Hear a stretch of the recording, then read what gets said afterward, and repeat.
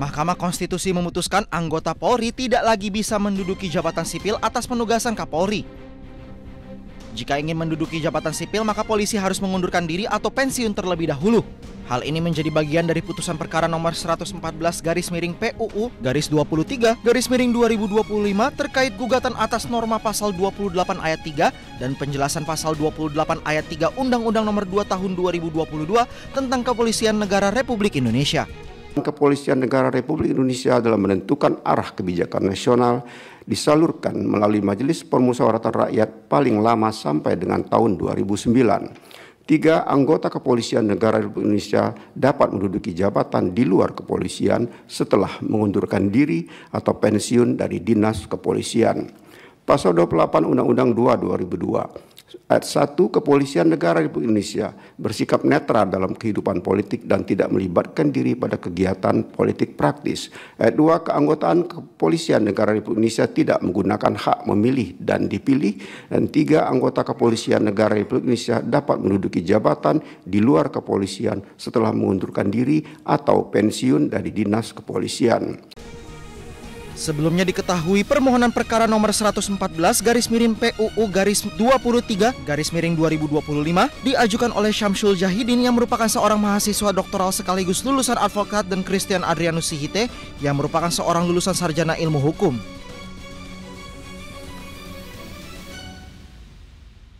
Putusan mengadili: 1. Mengabulkan permohonan para pemohon untuk seluruhnya.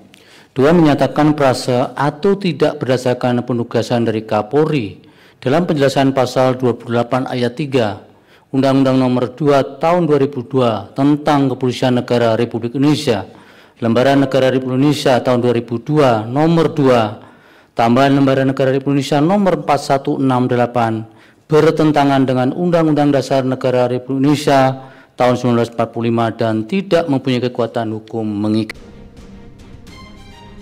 Sementara Kadif Humas Polri Irjen Sandi Nugroho mengatakan pihaknya akan mengikuti putusan Mahkamah Konstitusi terkait larangan jabatan sipil diduduki polisi sebelum pensiun atau mengundurkan diri.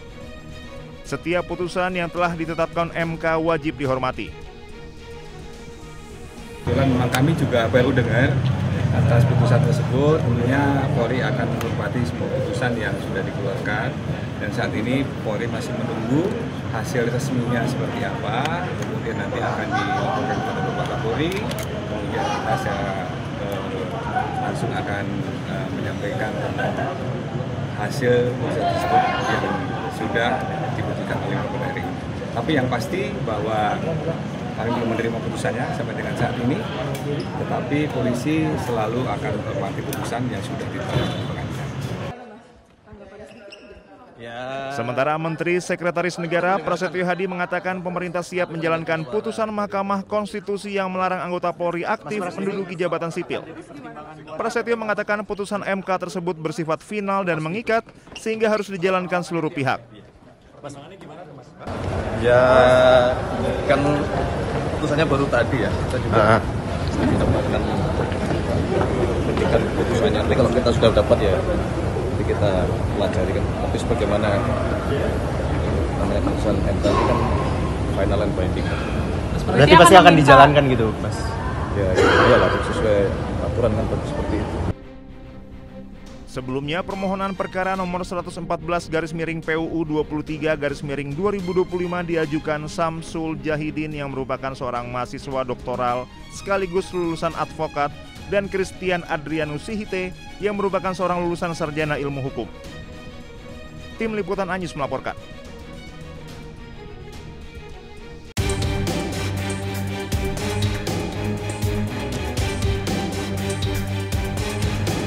Gubernur Jakarta Pramono Anung akan meremajakan 1.000 sopir angkutan umum Jaklingko.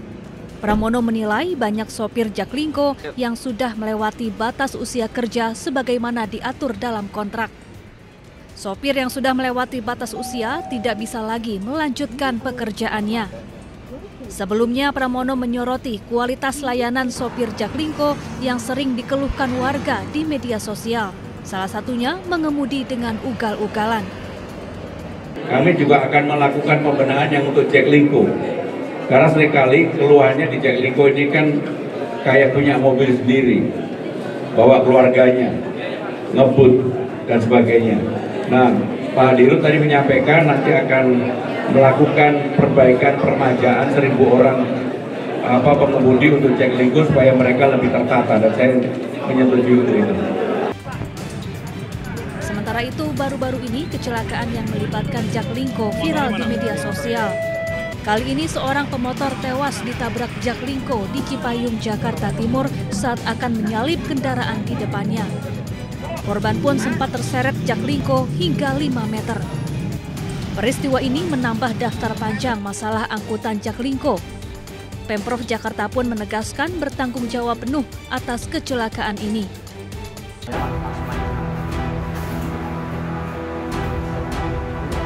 Polisi melakukan penggerebekan di salah satu rumah yang dijadikan tempat pembuatan sabun deterjen palsu di Kafling Karolus, Kampung Sawah, Kelurahan Jati Murni, Jati Sampurna, Kota Bekasi.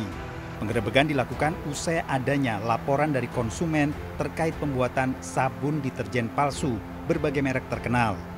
Sejumlah pekerja melakukan pembuatan deterjen palsu dan melakukan pengepakan sabun deterjen ke dalam jerigen dan kemasan dan siap dijual secara online. Polisi menangkap seorang wanita pemilik home industry serta puluhan karyawan.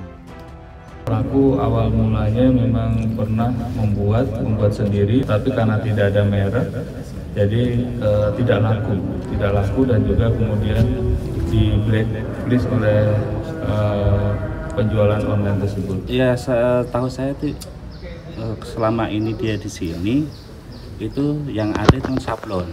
Usaha sablon. Sama alat-alat komputer, jual beli online. Tersangka terancam hukuman 5 tahun penjara.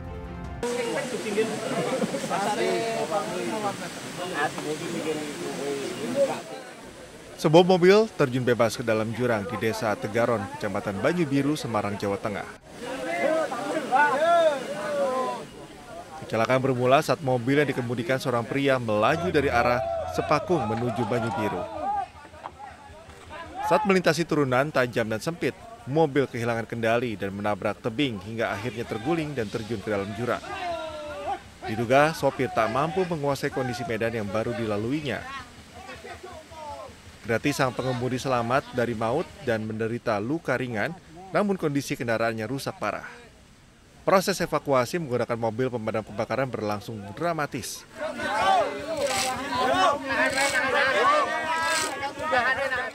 Puluhan warga bahu-membahu menarik tambang agar bisa mengangkat mobil dari mulut jurang.